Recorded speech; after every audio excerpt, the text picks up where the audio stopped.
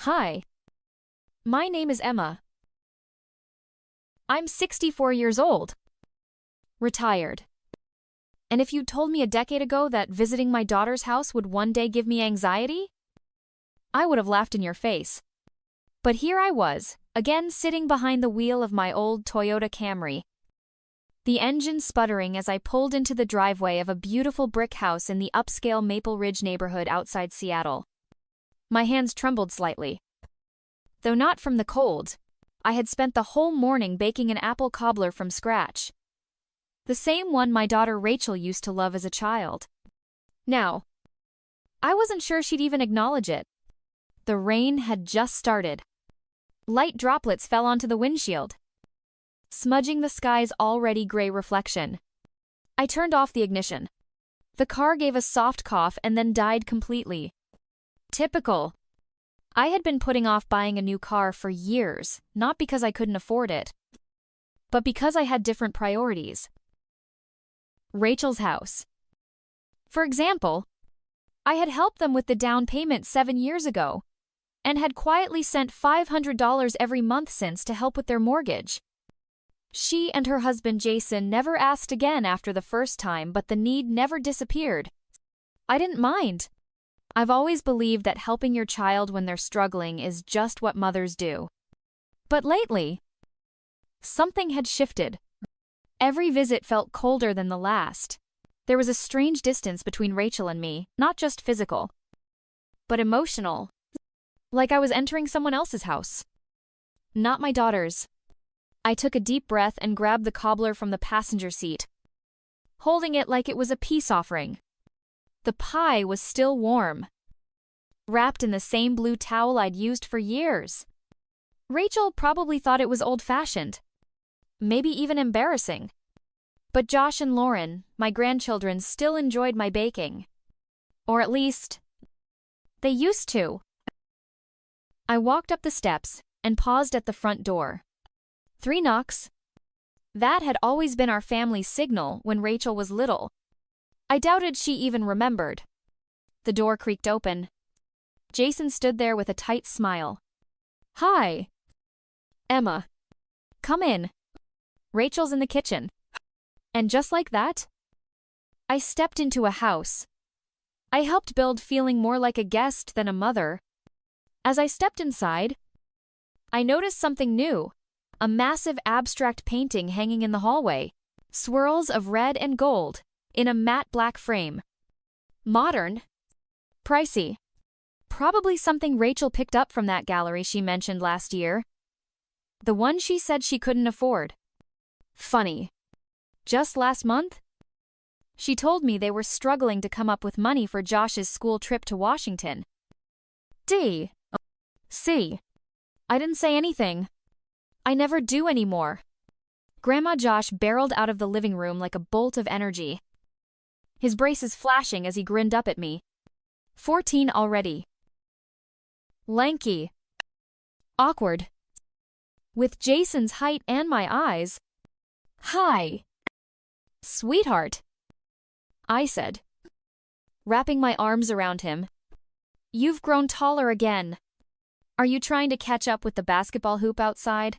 He laughed and shook his head. Guess what? I got an A in algebra. Of course you did. I smiled and pulled a small box out of my bag. These are for you.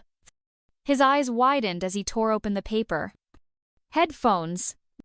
The kind he'd been saving up for. I had used some of my savings, a reward for that, A. And because I knew he wouldn't ask again, before he could thank me, Rachel appeared in the doorway, wiping her hands on a dish towel, her face perfectly made up. Her hair tied in a sleek bun was unreadable. Mom, she said, her tone flat. Did we not talk about this? I blinked. Talk about what gifts? We said no more gifts unless they're earned. He did earn them, I replied gently. He got an A in algebra. Rachel exhaled sharply. It's not just about grades. We're trying to teach him that things don't just fall into your lap. He needs to learn the value of effort. Josh looked down, His excitement dimmed. Take them up to your room, sweetie, Rachel added. And then help your dad set the table. Josh hesitated, then quietly obeyed, glancing back at me with a mix of guilt and gratitude. Rachel turned and walked back into the kitchen without another word. No hello. No hug. Not even a thank you. I took off my coat and wandered into the living room, where Lauren was curled up on the couch, scrolling through her phone. Hi. Beautiful, I said softly. She looked up and gave a half smile. At 17? She looked just like Rachel did at that age. Sharp cheekbones, chestnut hair, but the light in her eyes was different. Guarded. Hi. Grandma. She let me hug her, though it felt more like permission than affection. Dinner was served just before 6. The table was set perfectly, like something out of a lifestyle magazine, matching placemats. Cloth napkins. Candles burning low. But no matter how pretty the setting, the tension was thick. Rachel barely looked up from her plate. Jason tried to keep things light, asking about my garden, my new neighbors, but the conversation fizzled quickly. Lauren picked at her food while staring under the table at her phone. Josh chewed quietly, not quite making eye contact. I glanced around, trying to find a safe place to land the conversation. I hear your bakery is doing well, I said, looking at Rachel. That's something to be proud of. It's okay, she said flatly. Nothing special. Jason, bless him, chimed in. Actually, Rachel was promoted to regional manager last week. That's wonderful, I said, smiling. Congratulations. Honey. She blushed faintly but didn't smile. It's just a small bump in salary. And way more responsibility. There was something in her tone sharp, pointed. I caught the hint and said nothing. Jason must have felt it too. He quickly changed the subject. Emma, didn't you say you were taking a photography class? I am. I nodded. Digital photography at the community college. Marla and I go every Tuesday. We're trying to keep up with all these filters and buttons, Rachel muttered. Just loud enough for me to hear. She always finds something to spend money on. I paused. Swallowed.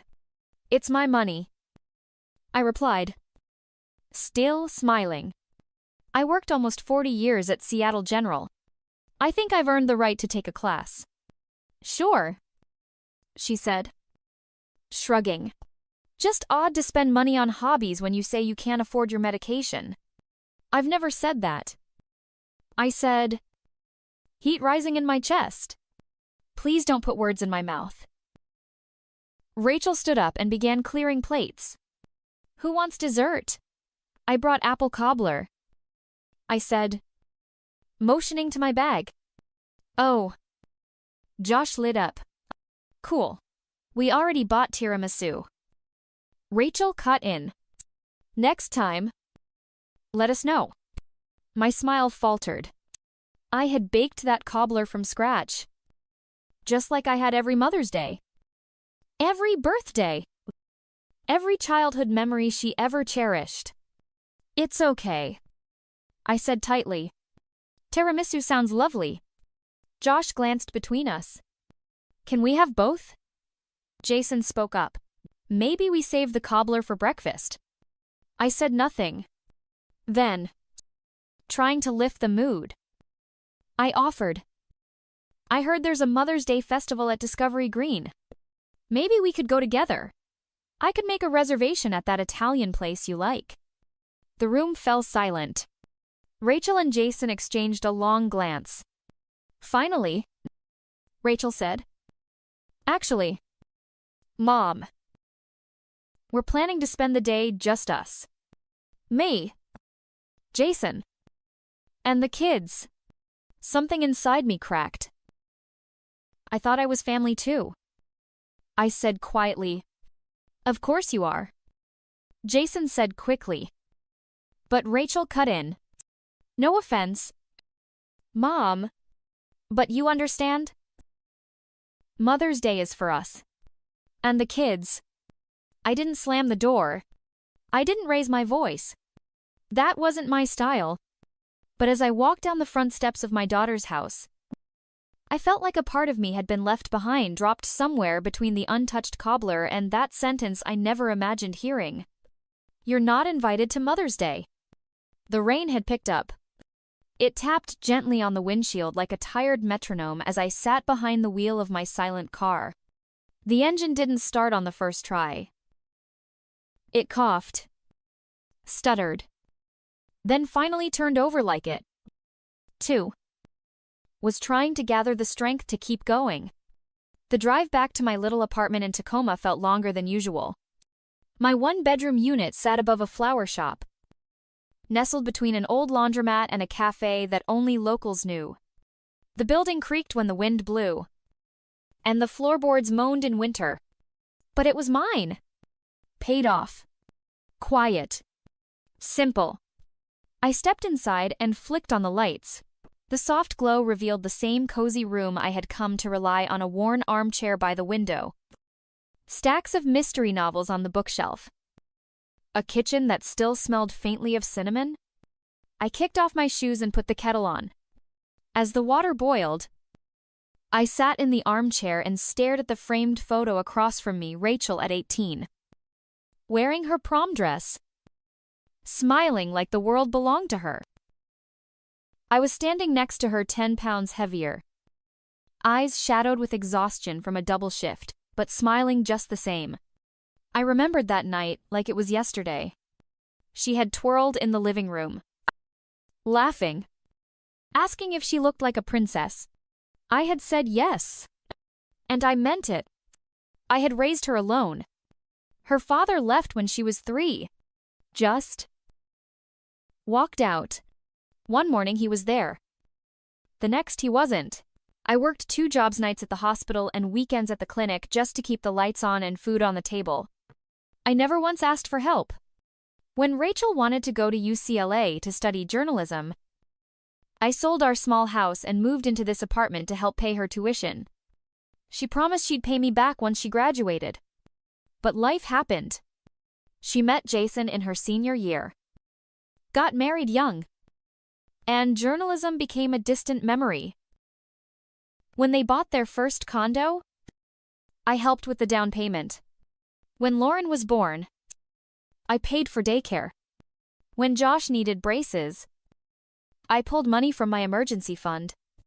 And then, 7 years ago, they bought the Maple Ridge house. Rachel called me in tears. The mortgage was denied. Jason's income wasn't enough, so I set up a quiet $500 monthly transfer. No one ever asked. No one ever thanked me. But I didn't care. Until now. Because tonight, I wasn't even invited to be a mother. The next morning, I woke up before the sun rose. The kettle whistled quietly as I poured myself a cup of tea. Everything in my apartment was still calm, a stark contrast to the storm brewing inside me. I sat at the kitchen table, opened my phone, and tapped into my banking app. The $500 transfer, the one I had set up 7 years ago, was due the following day. My finger hovered over the screen. I hesitated. Would stopping it make me a bad mother? A bad grandmother? Would Rachel tell the kids that I was selfish? Would Jason even know the money had been coming from me all this time? But then, Rachel's words echoed again. You're not invited to Mother's Day. Something in me hardened. With 3 simple taps, the transfer was canceled. I closed the account tied to their mortgage and moved the remaining balance to my savings. I expected to feel guilt, but what I felt was relief. It was as if I had finally stepped out from under a weight I didn't realize I'd been carrying. I spent the rest of the day avoiding my phone. I took a walk to the farmer's market, chatted with Marla over lunch, and even bought a new pair of walking shoes. But that peace didn't last. By evening, the call started. 2 missed calls from Rachel, then 3, then 5. A text message popped up. Mom, call me. Urgent. Another. The mortgage bounced. We just got a notification from the bank. What is going on? I stared at the screen, then flipped it over. Let her sweat a little. I thought, let her wonder where the money came from and why it stopped. A few minutes later, a new message appeared. This is really unfair. You could have at least warned us. We were counting on that money. Another followed, using finances as leverage.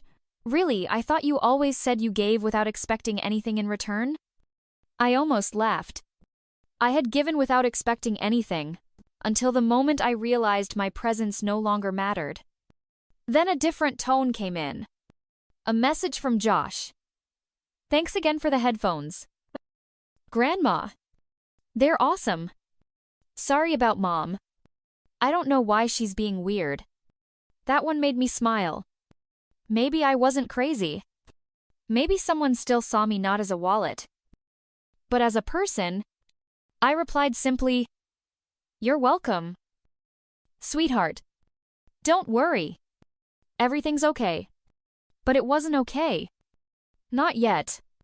And for the first time in a long while, I had stopped pretending that it was just after 9 when the knock came at my door.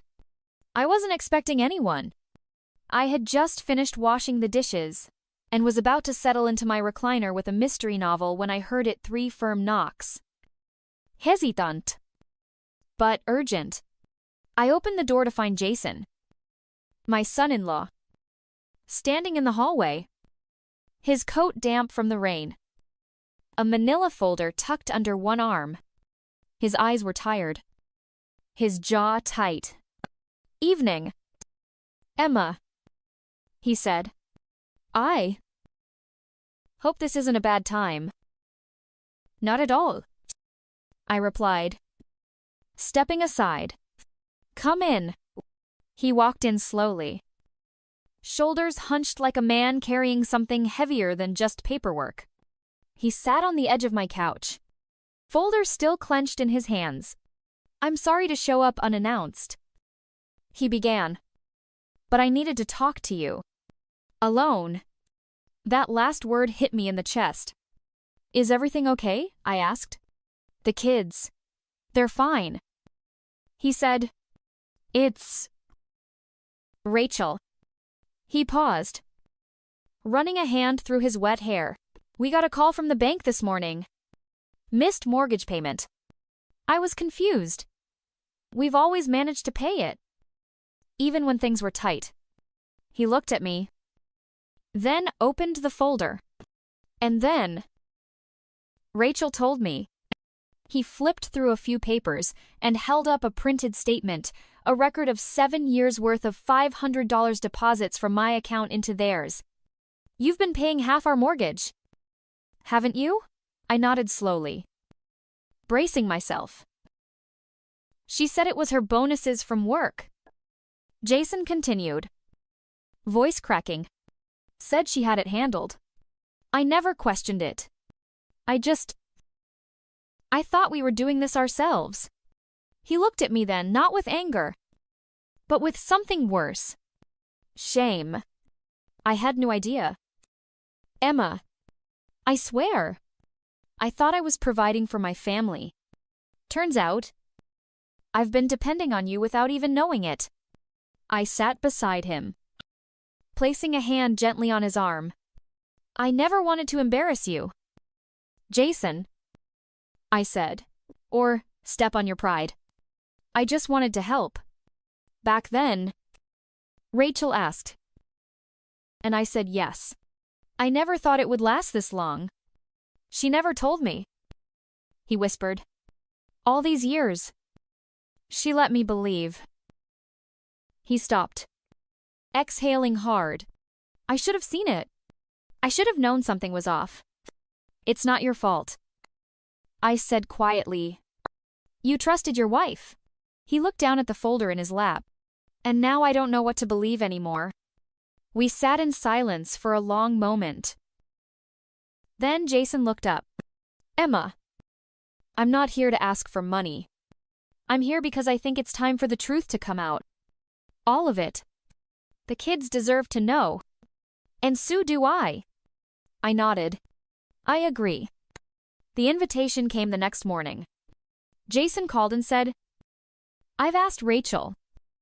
The kids were all sitting down this afternoon. 4 o'clock. We need to talk. All of us. I paused. Heart racing. Are you sure that's a good idea, the kids? They're old enough. Emma. And they've already heard Rachel's version. I think it's time they hear yours. And mine. So, at 3:45, I pulled up in front of their house, the same one I had helped pay for month after month. I stepped out of my car with hands slightly trembling, clutching my purse tighter than usual. Jason opened the door. His expression was calm, but heavy. Inside, the house was quiet. No television. No music. Just silence. They're waiting in the living room, he said. I walked in slowly.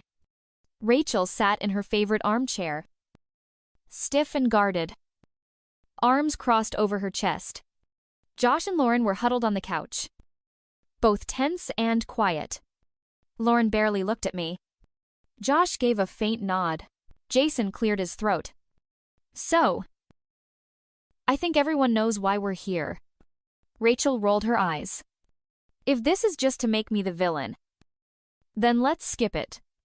This is about truth, Jason said firmly. And about the things we've been hiding from each other for too long. He turned to the kids. You know Grandma stopped helping with the mortgage last week, he began. What you didn't know is, she's been helping us for 7 years. Quietly. Without credit. Without fanfare. $500 every month. Lauren blinked. Josh sat up straighter. Wait, he said. That money wasn't from Mom's job, no. Jason replied. It was from Grandma. From her retirement. And I had no idea. Until 3 days ago. The room fell silent. Rachel's jaw tightened. I didn't tell you because I didn't want you to feel like a failure, she snapped. No. Jason shot back. You didn't tell me because you wanted control, because you didn't want me questioning where the rest of the money was going, like the $400 spa day last month. Or the designer bag. Rachel flushed. Looking away. Lauren turned to her. Mom. Is that true? Rachel didn't answer. Josh looked at me. Why didn't you say anything? Grandma. Because it wasn't about being thanked. I said softly. I helped because I love you all. But love doesn't mean being invisible. Rachel finally spoke. Her voice brittle. I just didn't want everything to come from her. I wanted us to look like we were doing fine. Like I was enough. I took a breath. And if you had just told me that, maybe we could have figured out a way to do this together. As family. The living room was quiet now. Not tense, just tired. After everything had been said, after the truth had been laid bare, it felt like all the air had been let out of the room. But maybe that was necessary. Maybe it was the only way we'd ever breathe properly again. Rachel wiped her face with the edge of her sleeve. Her makeup was smudged, and her voice had lost its sharp edge. I messed up, she said. I kept secrets. I lied. To you. To Jason. To the kids. To myself.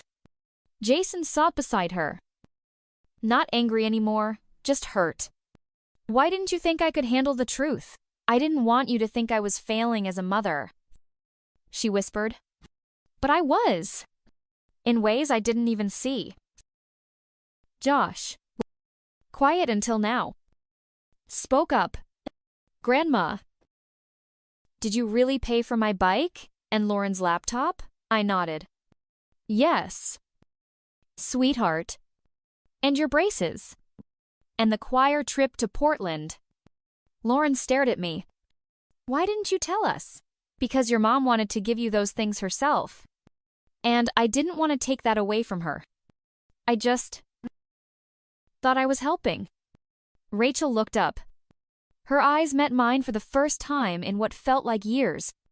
I'm sorry. Mom! Truly.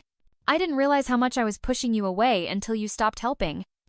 And it forced me to see what I'd become. I nodded slowly. Apology accepted. But things need to change. She straightened. I know.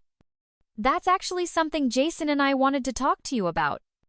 Jason leaned forward, pulling a folded piece of paper from his back pocket.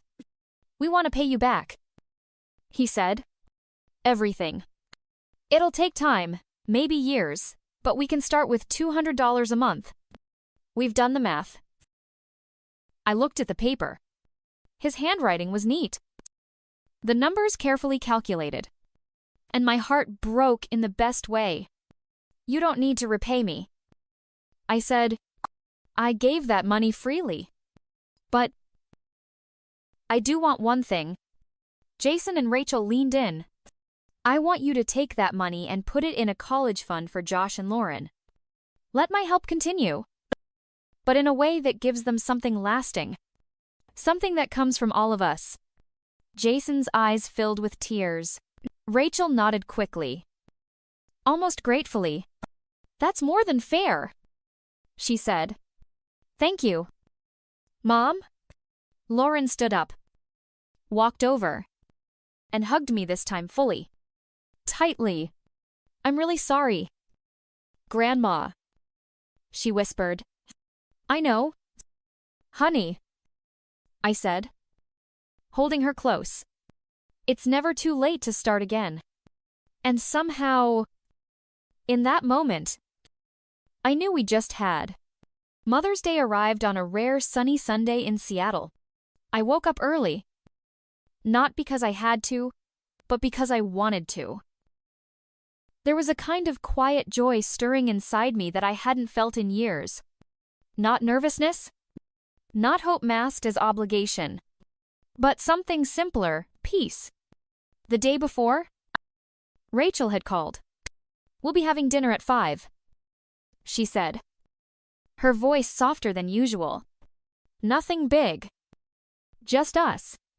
But we'd really like for you to come. I had paused.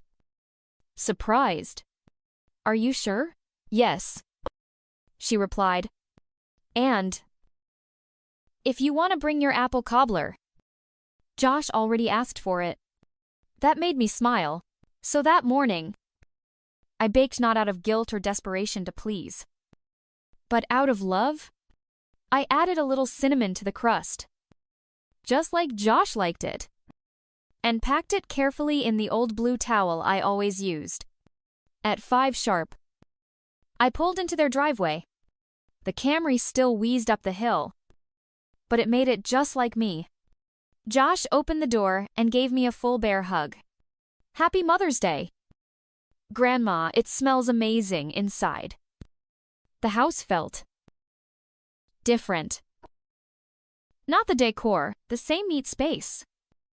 The same gallery wall of framed family photos. But the atmosphere had shifted. There was laughter from the kitchen.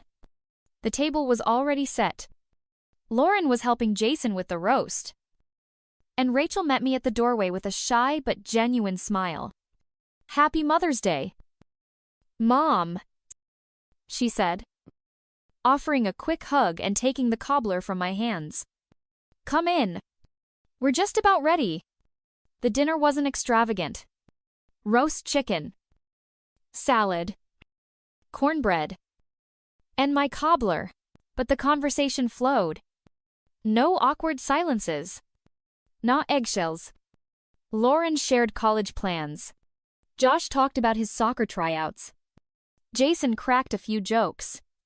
Rachel didn't interrupt or correct anyone, just listened. Contributed. Smiled. After dessert, Jason handed me a small gift box. Inside was a silver brooch in the shape of a heart, with an engraving on the back.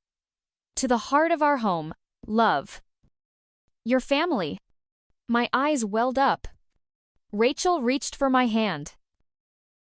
We know we've taken you for granted, Mom, but not anymore. We're learning. Thanks for not giving up on us. I squeezed her hand back. Thanks for finally seeing me. As I got ready to leave, Lauren handed me a photo she had printed from her phone, a candid shot she'd taken of me and Josh laughing at his birthday. My hands covered in frosting. It's my favorite picture of you, she said. You look happy. I was happy. I smiled. And today, I think I am again.